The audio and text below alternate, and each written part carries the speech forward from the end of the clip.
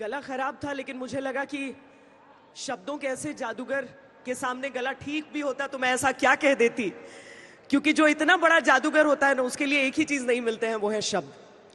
लेकिन राजीव जी और मुझे इतने सारे सवालों के सुझाव मिले हैं, और उसमें जो हमारे साथी एक कुलीग हैं मनीष कुमार जी, उन्होंने एक इंट्रोडक्शन लिखा था, और राजदीप जी मुझे वो पढ़कर ही बुलाना होगा गुलजार साहब को। ये हवा के परों पर आशियाना तलाश लेते हैं, हाथों में धूप मलते हैं, ये महकती खुशबू निकाल लाते हैं वो भी आंखों से, जिनकी कलम से सपने भी कजरारे हो जाते हैं, ये जंगल में चड्डी पहन के फूल खिला देते हैं।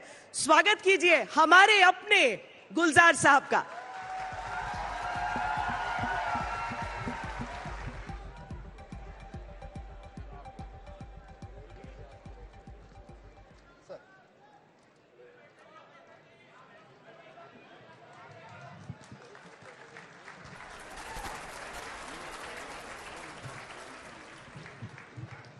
दोस्तों, जब किसी को लाइफ टाइम अचीवमेंट अवार्ड मिलता है, आपने उठकर उनका स्वागत करना चाहिए। Please ladies and gentleman, please give him a very big hand.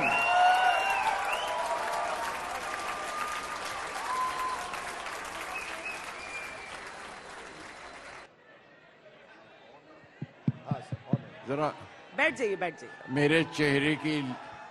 मेरे चेहरे की रोशनी कम कर दीजिए, थोड़ी सी आंख पे लगती है। और ये जो इतने खूबसूरत इतने सारे चेहरे बैठे, इनकी लाइट जरा बढ़ा दीजिए ताकि मैं उन्हें देख सकूं। हाँ, वरना मैं इससे पहले के कटहरे में खड़ा हो जाऊं और मुझसे सवाल पूछे जाएं, मैं सिर्फ इतना ही कहूंगा कि तुम्हारा नूर है जो पड़ रहा है चेहरे पर, वगरना कौन मुझे देखता अंधेरे में। वाह, क्या बात है, क्या बात है, क्या शुरुआत है। अब आपकी फरमाइश है, तो फरमाइश में बात यह है कि गालिब की पहचान शुरू कहाँ से होती है, तो एक तरीका है बताने का। और मेरे उस सीरियल को अगर आपने देखा हो, गालिब की जिंदगी का, तो उसमें वो बात शुरू यहाँ से होती है कि मैं वो डिस्क्राइब कर रहा हूँ वो जगह जहाँ गालिब रहते थे, और अब वहाँ पर म्यूजियम बन रहा है उनके घर का। और वो थैंक्स टू अटल जी कि वो नवाब वो बेचने को तैयार नहीं थे, वो हवेली या वो जहाँ कोयले की वो दुकानें बन गई थी, और सिर्फ a poet like Atal Bihari Vajpayee, उनकी हिम्मत थी कि उन्होंने कहा था उससे कहो मैं आ रहा हूँ बल्ली मारा में बनने, तो वो घबरा गया। तो नहीं उनसे मत कहिए हम। तो वो आ गया और उन्होंने कहा देखिए कितने बड़े शायर का घर आपने रखा हुआ है, सबके साथ बांटिए। और उस आदमी ने वो बगैर किसी पैसे के वो अटल जी के वजह से वो दे दिया, और अब वहां म्यूजियम बन गया है। बहरहाल वो बात अलग है। बल्ली मारा के मोहल्लों की वो पेचीदा दलीलों की सी गलियां, it's an expression of T.S. Eliot. There is an expression of T.S. Eliot who has written the streets running like tedious arguments. तो मैंने पढ़ा था तो मुझे लगा कि वो तो बल्ली मारा कभी गए नहीं, उन्हें कैसे मालूम हुआ कि ऐसी गलियां भी हैं। बल्ली मारा के मोहल्लों की वो पेचीदा दलीलों की सी गलियां, और सामने टाल के नुक्कड़ पे बटेरों के कसीदे, बटेरों की लड़ाई, उनकी तारीफें हो रही हैं, और टाल है लकड़ी और कोयले का, वो उनका घर। उसका अब उसके बाद उनके बाद बल्ली मारा के मोहल्लों की वो पेचीदा दलीलों की सी गलियां, सामने टाल के नुक्कड़ पे बटेरों के कसीदे, और गुड़गुड़ाती हुई पान की पीकों में ओ वाह वाह वाह वाह, वो ये पान मुंह में रख के बोलते हैं ओ वाह वाह वाह वाह। गुड़गुड़ाती हुई पान की पीकों में वो वाह वाह वाह वाह, और चंद दरवाजों पे लटके हुए बोसीदा से टाट के पर्दे, बोरियों के, एक बकरी के ममियाने की आवाज और धुंधलाई हुई शाम के बेनूर अंधेरे। ये जितने बड़े कवि हैं बैठे हुए हैं, उनको सुनाते हुए अच्छा लग रहा है। चंद दरवाजों पे लटके हुए बोसीदा से कुछ टाट के पर्दे और एक बकरी के ममियाने की आदाब, एक बकरी के ममियाने की आवाज और धुंधलाई हुई शाम के बेनूर अंधेरे ऐसे दीवारों से मुंह जोड़ के चलते हैं यहां। चूड़ी वालान के बड़ी बीक, चूड़ी वालान और धुंधलाई हुई शाम के बेनूर अंधेरे ऐसे दीवारों से मुंह जोड़ के चलते हैं। चूड़ी वालान के कटरे की बड़ी बीज ऐसे अपनी बूझती हुई आंखों से दरवाजे टटोले। इसी बेनूर अंधेरी सी गली कासिम से एक तरतीब चरागों की शुरू होती है, एक कुरान सुखन का सफा खुलता है, असद गाला खां गालिब का पता मिलता है।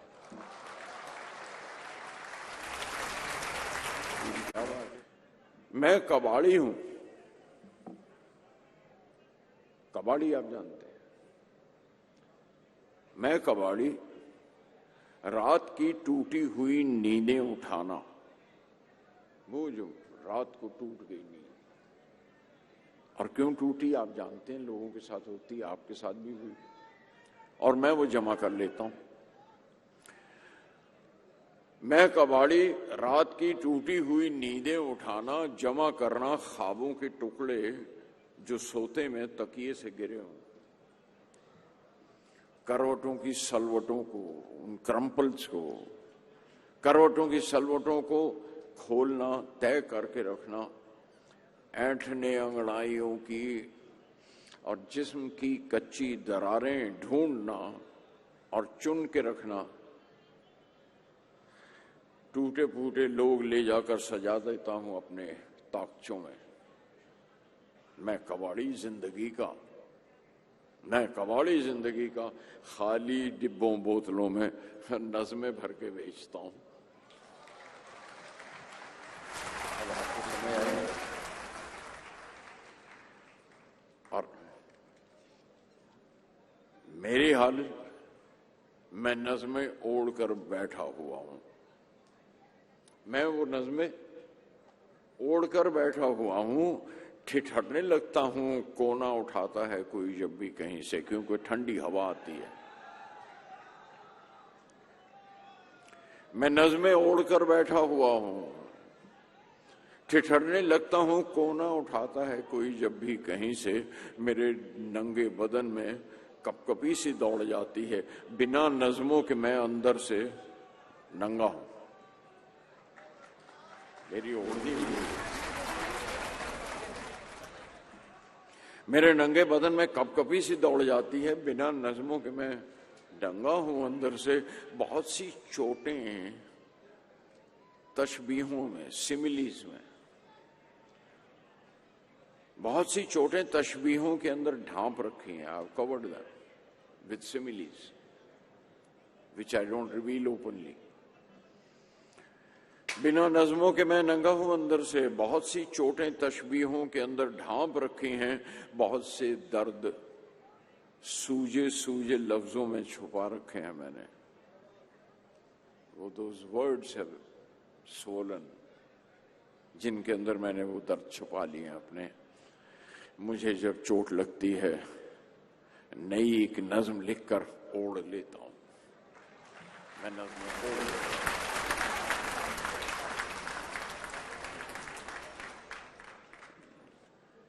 और क्यों करता हूं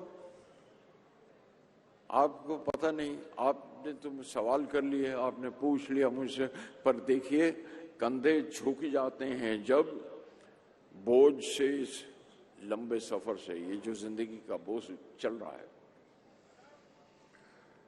कंधे झुक जाते हैं जब बोझ से इस लंबे सफर के, और मैं हाँप जाता हूं चढ़ते हुए तेज चढ़ाने, जो चढ़ना पड़ता है जिंदगी की स्ट्रगल में। कंधे झुक जाते हैं जब बोझ से इस लंबे सफर के, हाँप जाता हूं जब मैं चढ़ते हुए तेज चढ़ाने, और सांसें रह जाती हैं सीने में गुच्छा सा होकर। लगता है कि दम टूट ही जाएगा यहीं पर।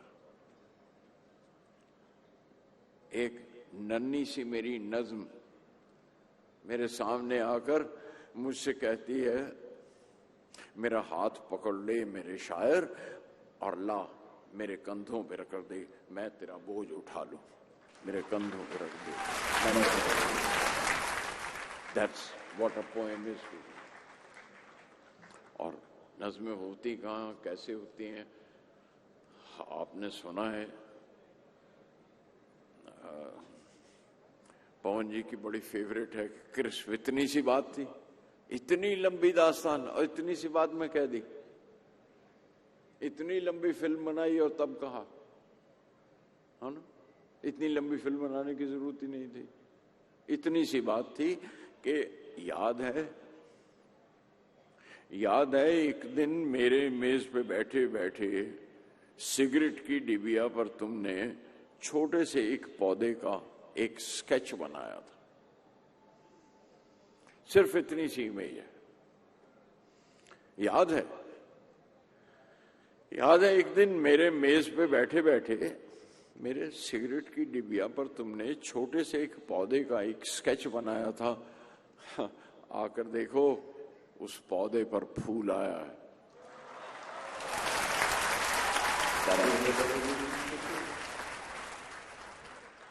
और मुझे कहना पड़ता है, मैं आपको जो बात पसंद आ रही है, वो जो सवाल इतने किए थे इन्होंने रिलेशनशिप पर, मैं सिर्फ उसी को फॉलो करता आ रहा हूं, वही सुनाता आ रहा हूं कि देखिए 8 ही बिलियन उम्र ज़मीं की होगी शायद।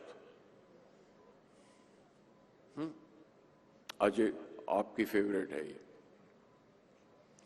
8 ही बिलियन उम्र ज़मीं की होगी शायद, ऐसा ही अंदाजा है कुछ साइंसदानों का। Am I right?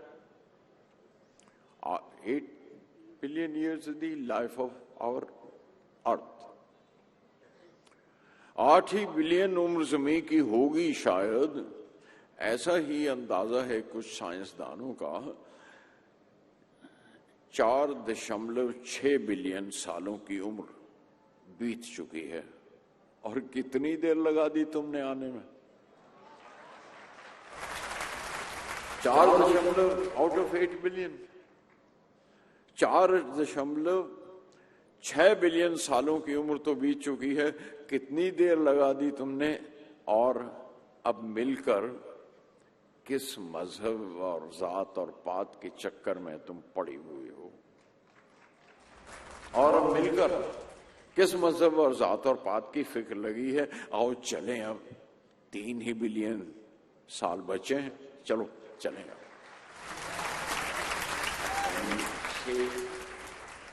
Look at the end, अब तो छोड़ दो, बहुत हो गया। जात पात के झगड़े कर लिए तुमने, उसके बाद उस रिश्ते में गुजरते हुए एक नज्म कहिए तो मैं पढ़ दूं आपको, क्योंकि मुझे कई लोगों ने कई बार फरमाइश की थी कि तो रिलेशनशिप में वहां तक आए। मुझको भी तरकीब सिखा दे यार जुलाहे, जुलाहा जो बुनता चला आ रहा है। और कबीर हैं आपके यतेंद्र, जो आपने कबीर पर नज़में लिखी हैं। मुझको भी तरकीब सिखा दे यार जुलाहे, अक्सर तुझको देखा है ताना बुनते। जब कोई तागा टूट गया या खत्म हुआ, फिर से बांध के और सिरा कोई जोड़ के उसमें आगे बुनने लगते हो। तेरे इस ताने में लेकिन एक भी गांठ गिरा देख नहीं सकता है कोई। मैंने तो एक बार बुना था एक ही रिश्ता, लेकिन उसकी सारी गिरहें साफ नजर आती हैं। यार जुलाहे मुझको भी तरकीब सिखा दे यार जुलाहे। मैं गमला ढूंढ रहा हूं, मुझे एक लफ्ज बोना है। I want to sow a word. मैं गमला ढूंढ रहा हूं, मुझे एक लफ्ज बोना है। मैं अक्सर जिक्र सुनता हूं मगर मानी नहीं आते। मैं गमला ढूंढ रहा हूं, मुझे एक लफ्ज बोना है। मैं अक्सर जिक्र सुनता हूं मगर मानी नहीं आते। उगे तो शायद उसका रंग निकले ना, उगे तो शायद उसका रंग निकले, या कोई पहचान खुशबू की, कोई पत्ती या कोंपल निकले तो आकार से शायद समझ आए मैं वो लफ्ज बोना चाहता हूं। मैं गमला ढूंढ रहा हूं, मजा आता है उसके जिक्र में, लेकिन मुझे मानी नहीं आते। And you know who am I referring to. एक वक्त पे आके आई थॉट ऑफ, अब कितनी देर है? चलते रहिए सर, चलते रहिए, रात तो शुरू हुई है। क्या है हुजूर, इजाजत है? वक्त हमेशा एक साथ चलता है, फिर भी घड़ियों के टाइम क्यों नहीं मिलते? है ना, हमारा आपका टाइम मिलना चाहिए। वक्त हमेशा एक ही साथ चलता है, लेकिन घड़ियों के टाइम क्यों नहीं मिलते? हर शख्स कलाई देख के अपनी साथ वाले से पूछता है क्या टाइम हुआ है? ऐसा होता है। हर शख्स कलाई देख के अपनी साथ वाले से पूछता है क्या टाइम हुआ है। कोई चंद मिनट पीछे, कोई चंद बरस आगे। कोई चंद मिनट पीछे, कोई चंद बरस आगे। देखिए, वक्त अलग अलग लोगों के साथ अलग अलग चलता है।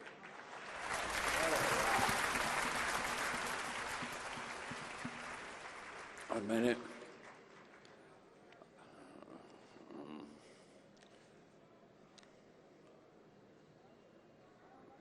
जिस गमले में जो लफ्ज बोना चाहा था वो बड़ा हो गया, वो पेड़ बन रहा है।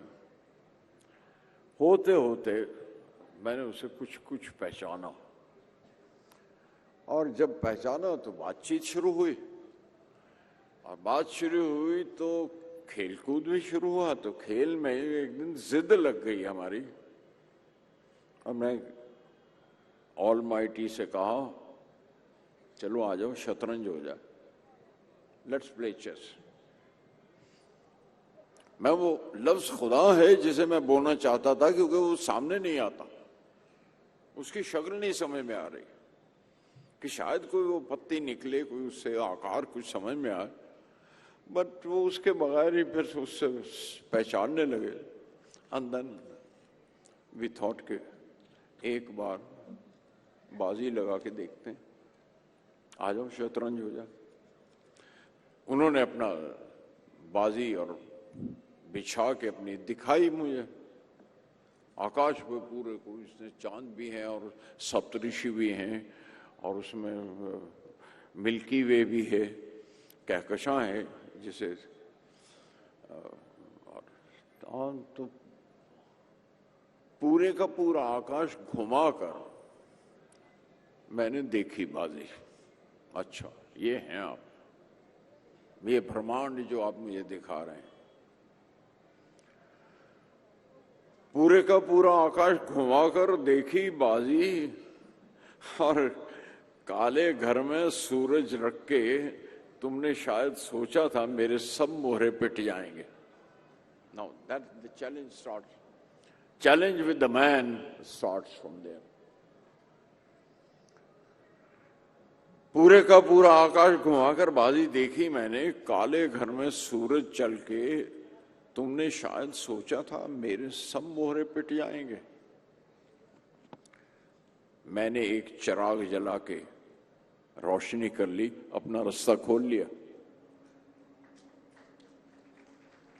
तुमने एक समंदर हाथ में लेकर मुझ पर ढेल लिया,